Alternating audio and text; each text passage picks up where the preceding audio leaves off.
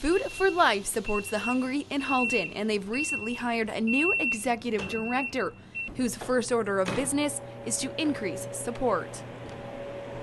Well, I find it fascinating that right now we serve 26,000 people a month with food. And the need is growing. 20% increase over last year with respect to clients. And so what we need here is support. We need the community to rally together and to help us to source food. We need funds to fuel the beast, so to speak, and we really want people to become engaged and to become aware of the problem. Jeff Sabudsky, president and CEO of Sheridan College, also serves as a chair on the board at Food for Life. He says the problem is that Halton's income gap is commonly swept under the rug. Halton region, we consider this a reasonably prosperous part of the country and of the province. And the reality is that there's a great need out there in Halton, a great need for food.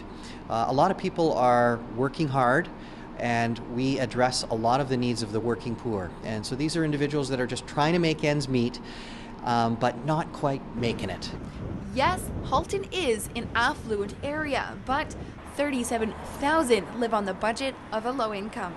Oakville in particular, 8.5% of families living in the city are considered low income, which is higher than the national average of 37%. And Milton is set to outpace that at 8.6%. And because of those numbers, they've become the main distribution hub, serving other charities such as Salvation Army, Kerr Street Ministries, and even senior homes are among their 95 service outlets. They focus on three main categories: meat, produce, and dairy, which just happen to be the most expensive. What we primarily do is we source very large volumes of food that these agencies and smaller outreach programs wouldn't otherwise have the ability to do.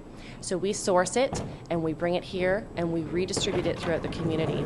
And typically, although we are in the food sector category, and we are similar to a food bank, you won't see a lot of food in our warehouse. Our rule of thumb is to ship the food out within 24 hours. As Brenda said, it is very empty here in this fridge, and the whole point of Halton Food for Life is not to keep food for a while, because the goal is that if it's sitting here in the fridge and it's not on the table of those in need. They do deliver and transport food 7 days a week. If you'd like more information or to volunteer, visit foodforlife.ca. For Halton Insider, I'm Krista Sharpe.